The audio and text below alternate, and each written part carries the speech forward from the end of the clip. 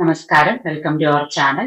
രാജ്യത്തെ പ്രമുഖ public sector ബാങ്കുകളിലൊന്നായ central bank of India 2025-26 financial ഇയറിലേക്ക് 4500 അപ്രന്റീസുകളെ നിയമിക്കുന്നതിനായിട്ട് അപേക്ഷ ക്ഷണിച്ചിട്ടുണ്ട്.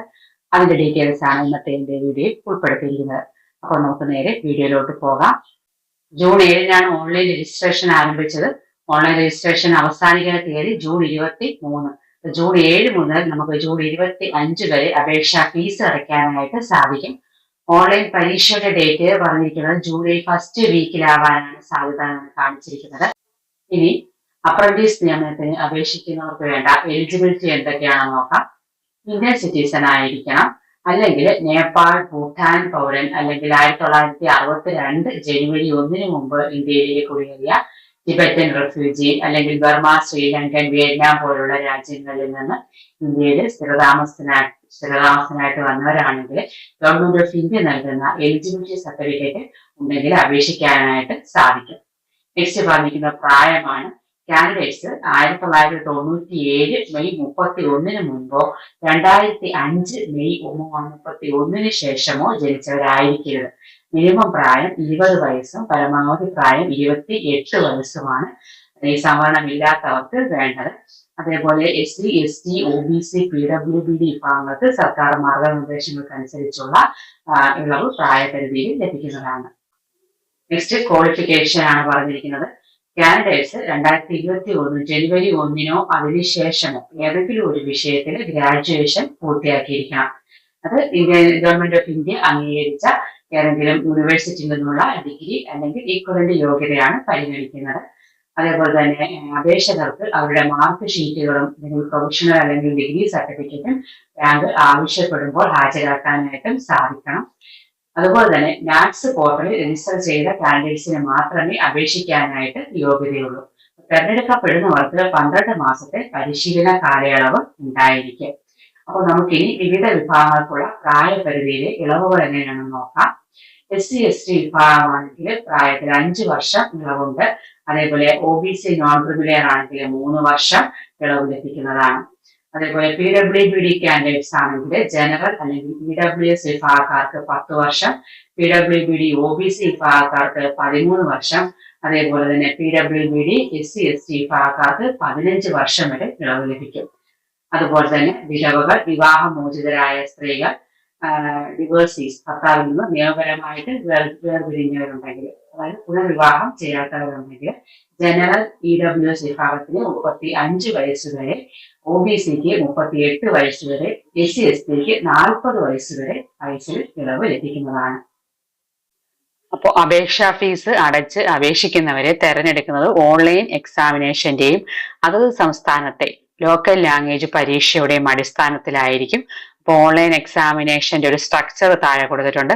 അത് നമുക്ക് നോക്കാം. നെയിം ഓഫ് ടെസ്റ്റ് കൊടുത്തിട്ടുണ്ട്, നമ്പർ ഓഫ് ക്വസ്റ്റ്യൻ എത്രയാണ്, അല്ലെങ്കിൽ maximum mark, duration, medium of test ഇതെല്ലാം കൊടുത്തിട്ടുണ്ട്. അപ്പോൾ ടെസ്റ്റ് എന്തൊക്കെയാണെന്ന് നോക്കാം.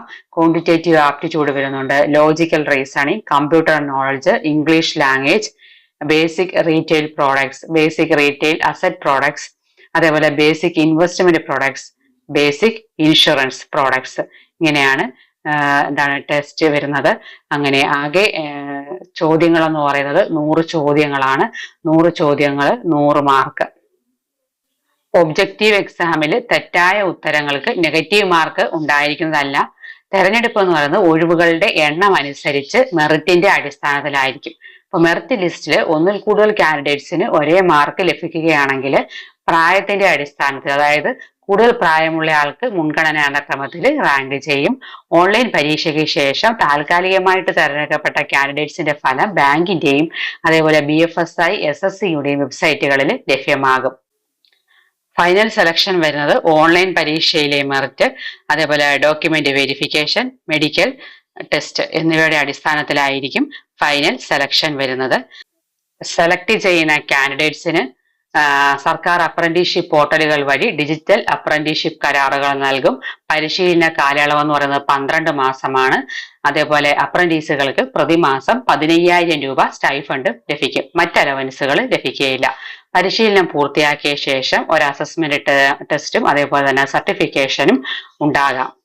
ഇനി നമുക്ക് അപേക്ഷാ ഫീസ് എങ്ങനെയാണെന്ന് നോക്കാം. PWBD കാൻഡിഡേറ്റ്സിനാണെങ്കിൽ 400+ GST ആണ് വരുന്നത്. അതേപോലെ SC ST ഫീമെയിൽ കാൻഡിഡേറ്റ്സ്, അതേപോലെ EWS കാറ്റഗറി ഇവർക്ക് വരുന്നത് 600+ GST ആണ്. മറ്റെല്ലാ കാൻഡിഡേറ്റ്സിനും 800+ GST ആണ് അപേക്ഷ ഫീസ് ആയിട്ട് വരുന്നത്. ഇനി വേറെ കുറച്ച് ഇൻസ്ട്രക്ഷൻസ് പറഞ്ഞിട്ടുണ്ട്. അപേക്ഷകർ ശ്രദ്ധിക്കേണ്ട ചില പ്രധാന കാര്യങ്ങൾ. അതായത് മുൻപ് അപ്രന്റീസ്ഷിപ്പ് ചെയ്തവർക്ക് അപേക്ഷിക്കാനാവില്ല. അതുപോലെ തന്നെ വിദ്യാഭ്യാസ യോഗ്യത നേടിയ ശേഷം 1 വർഷമോ അതിലധികമോ എക്സ്പീരിയൻസ് ഉള്ളവർക്കും അപേക്ഷിക്കാനായിട്ട് സാധിക്കില്ല. നെക്സ്റ്റ്, എക്സ് സർവീസ്മാനോ ഭിന്നശേഷിയുള്ള എക്സ് സർവീസ്മാനോ അപ്രന്റീസ് നിയമനത്തിൽ സംവരണം ലഭ്യമല്ല എന്ന് പറഞ്ഞിട്ടുണ്ട്. നെക്സ്റ്റ്, OBC വിഭാഗത്തിൽ ക്രിമി ലെയർ വരുന്നവർക്ക് സംവരണമോ അല്ലെങ്കിൽ പ്രായത്തിൽ ഇളവോ ലഭിക്കില്ല. അവര് ജനറൽ വിഭാഗമായിട്ടാണ് കണക്കാക്കുന്നത്. നോൺ ക്രിമി ലെയർ അംഗങ്ങൾക്കാണ് സംവരണം ലഭിക്കുക. അതേപോലെ തന്നെ ഡിസബിലിറ്റീസ് ഉള്ള ആൾക്കാർക്ക് കുറഞ്ഞത് 40% ഡിസബിലിറ്റീസ് ഉള്ളവർക്ക് മാത്രമേ സംവരണത്തിന് അർഹതയുള്ളൂ. നെക്സ്റ്റ് പറഞ്ഞിരിക്കുന്നത് ഓൺലൈൻ അപേക്ഷ ചെയ്യുമ്പോഴുള്ള ഗൈഡ് ലൈൻസ് ആണ്. അതായത് ആദ്യം നാറ്റ്സ് പോർട്ടലിൽ രജിസ്റ്റർ ചെയ്യണം, ഇത് നിർബന്ധമാണ്. അപ്പോൾ നാറ്റ്സ് ലോഗിൻ വിവരങ്ങളും നിങ്ങൾക്ക് ലഭിക്കുന്ന എൻറോൾമെന്റ് IDയും സൂക്ഷിച്ചു വെക്കുക. ഭാവിയിലെ എല്ലാ ആവശ്യങ്ങൾക്കും ഇത് വേണ്ടിവരും. അപ്പോൾ നാറ്റ്സിൽ അപേക്ഷിച്ച ശേഷം BFSI SSCയിൽ നിന്ന് ഒരു ഇമെയിൽ ലഭിക്കും. അതിൽ ഫീസ് അടയ്ക്കാനും മറ്റ് വിവരങ്ങൾ നൽകാനുമുള്ള നിർദ്ദേശങ്ങൾ ഉണ്ടാകും. അതേപോലെ ഫോട്ടോ, ഒപ്പ്, മറ്റ് ഡോക്യുമെന്റ്സ് എന്നിവ നിർദ്ദേശിച്ച പ്രകാരം തന്നെ സ്കാൻ ചെയ്യുക. അപേക്ഷാ ഫോം വളരെ ശ്രദ്ധയോടെ പൂരിപ്പിക്കുക. കാരണം ഒരിക്കൽ സബ്മിറ്റ് ചെയ്ത് കഴിഞ്ഞാൽ പിന്നീട് വിവരങ്ങൾ ചേഞ്ച് ചെയ്യാനായിട്ട് സാധിക്കില്ല. അപ്പോ സർട്ടിഫിക്കറ്റിൽ ഉള്ളതുപോലെ തന്നെ പേര് കൃത്യമായിട്ട് എഴുതുക. അപൂർണമായിട്ടുള്ള അപേക്ഷകളും അല്ലെങ്കിൽ ഫീസ് അടയ്ക്കാത്ത അപേക്ഷകളൊക്കെ നിരസിക്കപ്പെടും. ബാങ്ക് ആവശ്യപ്പെടുമ്പോൾ നമ്മുടെ ഡേറ്റ് ഓഫ് ബർത്ത് തെളിയിക്കുന്ന രേഖ, അതേപോലെ ഡിഗ്രി, മറ്റ് യോഗ്യതാ സർട്ടിഫിക്കറ്റുകൾ എന്നിവ സബ്മിറ്റ് ചെയ്യാൻ തയ്യാറായിരിക്കുക.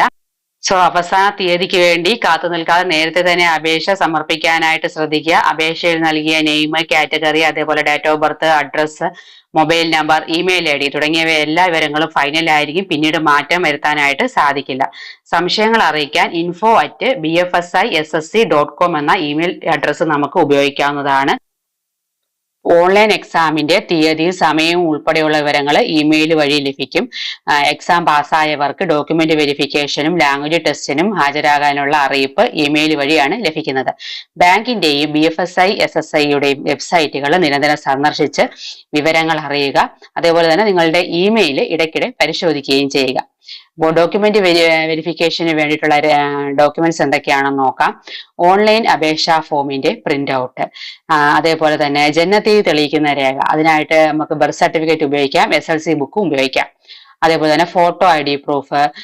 നെക്സ്റ്റ്, വിദ്യാഭ്യാസ യോഗ്യത തെളിയിക്കുന്ന എല്ലാ മാർക്ക് ഷീറ്റുകളും സർട്ടിഫിക്കറ്റുകളും, അത് ഡിഗ്രി ഉൾപ്പെടെയുള്ളത്. നെക്സ്റ്റ്, കാസ്റ്റ് സർട്ടിഫിക്കറ്റ്, അത് SC ST OBC EWS വിഭാഗക്കാർക്ക് ഉള്ള കാസ്റ്റ് സർട്ടിഫിക്കറ്റ്. OBC വിഭാഗക്കാർക്ക് നോൺ ക്രിമിലെയർ സർട്ടിഫിക്കറ്റ് നിർബന്ധമാണ്. അത് 1 വർഷത്തിൽ കൂടുതൽ പഴക്കമുള്ളതും ആകരുത്.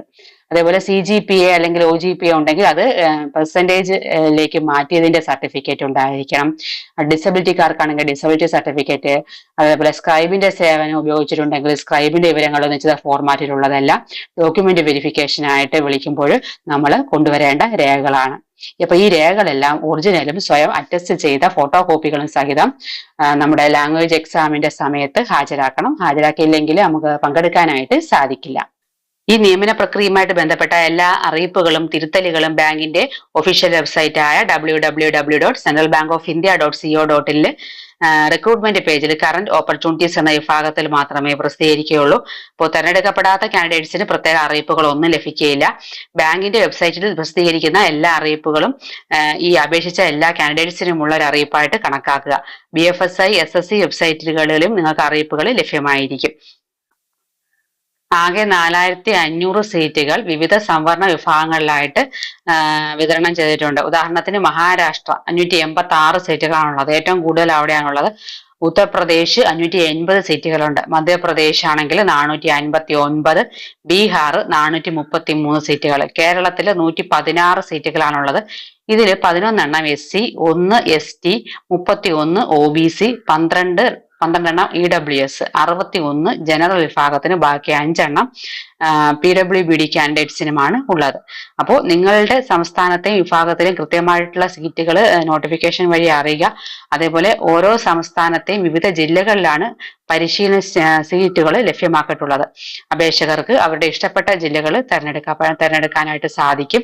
ഇവിടെ ഞാൻ പ്രധാനപ്പെട്ട ചില ജില്ലകളിലെ ഒഴിവുകൾ പറയാം. കേരളത്തിലെ ആകെ 116 സീറ്റുകളാണുള്ളത്. അതിൽ എറണാകുളം 11, കൊല്ലം 16, പത്തനംതിട്ട 16, തിരുവനന്തപുരം 20. മറ്റ് ജില്ലകളിൽ ഒഴിവുകളുണ്ട്. ഇപ്പോൾ മഹാരാഷ്ട്ര ആകെ 586 സീറ്റുകളുണ്ട്. ഉത്തർപ്രദേശ് ആകെ 580 സീറ്റുകളുണ്ട്. അപ്പോൾ പ്രധാനപ്പെട്ട മറ്റ് ജില്ലകളിൽ ഒഴിവുകളുണ്ട്. ആന്ധ്രാപ്രദേശ്, ബീഹാർ, ഗുജറാത്ത്, മധ്യപ്രദേശ്, തമിഴ്നാടാണെങ്കിൽ ചെന്നൈയിൽ 25 കോയമ്പത്തൂർ 15, തിരുച്ചിറപ്പള്ളി 5, തിരുനെൽവേലി 6. അതേപോലെ തെലങ്കാനയുണ്ട്. അതേപോലെ പശ്ചിമ ബംഗാളിലും ഒക്കെ ഒഴിവുകളുണ്ട്. അപ്പോ എല്ലാ ജില്ലകളുടെയും സീറ്റുകളുടെ എണ്ണം പൂർണ്ണ വിജ്ഞാപനം നമ്മുടെ നോട്ടിഫിക്കേഷനിൽ ലഭ്യമാണ്. അപേക്ഷിക്കുന്നതിന് മുമ്പ് സെൻട്രൽ ബാങ്ക് ഓഫ് ഇന്ത്യയുടെ ആ നോട്ടിഫിക്കേഷൻ കൂടി ഒന്ന് വായിച്ചു നോക്കുക. സോ എല്ലാ അപ്ഡേറ്റുകൾക്കും അതേപോലെ അറിയിപ്പുകൾക്കും നിർദ്ദേശങ്ങൾക്കുമായിട്ട് ബാങ്കിന്റെ ഒഫീഷ്യൽ വെബ്സൈറ്റ് ആയ centralbankofindia.co.in സ്ഥിരമായിട്ട് സന്ദർശിക്കുക.